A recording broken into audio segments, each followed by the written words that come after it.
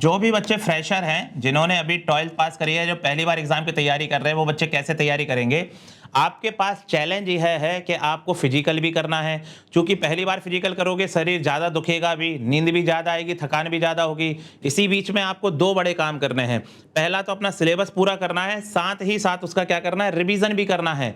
यह बात आपको समझनी होगी कि आपके पास जो 6 महीने बचे हैं, इन 6 महीनों में आपका सिलेबस तो हो जाएगा, लेकिन इसका रिवीजन कब करोगे? और अगर ये बात बच्चा नहीं समझ पाया तो एग्जाम में वो क्लियर नहीं कर पाएगा, क्योंकि बहुत से बच्चे, हजारों बच्चे ऐसे जो साल डेढ़ साल से भी तैयारी कर रहे हैं, तो आपको उनके साथ कंपटीशन करना है। तो तैयारी कैसे करेंगे अपन कि अपन पढ़ाई तो करेंगे, सिलेबस तो करेंगे, साथ ही साथ अपन रिवीजन करना भी चालू करेंगे। वो कैसे करना चालू करेंगे, समझेंगे आइए इस बात को। आपको क्या नियम बनाना है कि डेली आपको दिन में एक बार फिजिकल करना है। अभी 2 बार फिजिकल ना करें, फिजिकल कितनी बार करें, एक बार फिजिकल करें। हमारा सुझाव यह है कि एक बार आप फिजिकल करें, चाहे मॉर्निंग में करें चाहे इवनिंग में करें, जिससे आपको पढ़ने के लिए भी पर्याप्त समय मिल सके, ताकि आपका शरीर उतना ना थके कि सिर्फ फिजिकली करते रह जाएं, पता पड़े रिटन एग्जाम में फेल ही हो जाएं। पहले तो रिटन एग्जाम होगा ना, तब तो फिजिकल की बात आएगी, तो रिटन एग्जाम भी निकालना है, तो अभी फिजिकल एक ही बार करना है। ध्यान रखेंगे बात ये। अब पढ़ाई कितने घंटे करनी है, तो आपको जो नियम बनाना है ना, डेली 7 घंटे पढ़ाई करने का नियम बनाना है। 7 से 8 घंटे डेली आपको 7 से 8 घंटे का पढ़ाई का नियम बनाना है। इस 7 से 8 घंटे के नियम में क्या करना है, 6 घंटे में तो डेली आपको सिलेबस का पढ़ना है।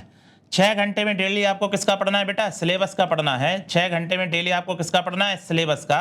और हर रोज 1 से 2 घंटे, 1 से 2 घंटे क्या करना है आपको, जो भी आप सिलेबस पढ़ रहे होगे उसका क्या करना है, रिवीजन करना है।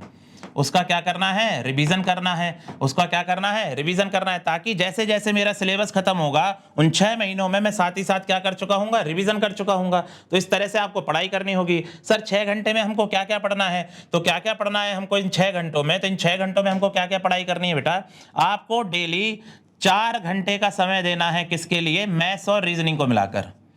मैथ्स और रीजनिंग को मिला के टोटल डेली कितने घंटे का समय देना है, 4 घंटे का समय देना है। और 2 घंटे का समय किसके लिए देना है आपको, जीएस जीके के लिए। किसके लिए समय देना है, जीएस जीके के लिए देना है, जिसमें आपको सबसे ज्यादा जो समय देना है वो किस पे देना है, साइंस पे और एमपी जीके पे। तो सबसे पहले बच्चे आप क्या पढ़ेंगे, साइंस और एमपी जीके वाला पार्ट खत्म करेंगे आप, और यहाँ 4 घंटे डेली क्या पढ़ेंगे, मैथ्स और रीजनिंग। इन सभी चीजों में एक बात का विशेष तौर पर ध्यान रखेंगे सभी बच्चे, एक बात का विशेष तौर पर याद रखेंगे, चाहे मैथ्स रीजनिंग पढ़ें, चाहे आप साइंस एमपी जीके पढ़ें, इन सभी में जो भी आप सिलेबस पढ़ेंगे उनमें सारे सवाल किसके लगाने हैं, पीवाईक्यू के लगाने हैं। आपको पीवाईक्यू के सवाल तो 100% लगाने हैं। पीवाईक्यू के सवाल तो कैसे लगाने, 100% लगाने ही लगाने हैं। तो ये पीवाईक्यू के सवाल लगाओगे। अब जो पढ़ लोगे आप यहाँ पर, जो भी डेली पढ़ोगे मैथ्स और रीजनिंग में, जीएस जीके का एक बार रिवीजन रोक सकते हो, वो हम बता देंगे कैसे करना है। लेकिन जो भी आप पढ़ रहे हो ना, डेली 1 से 2 घंटे मैथ्स और रीजनिंग का क्या करना है, रिवीजन।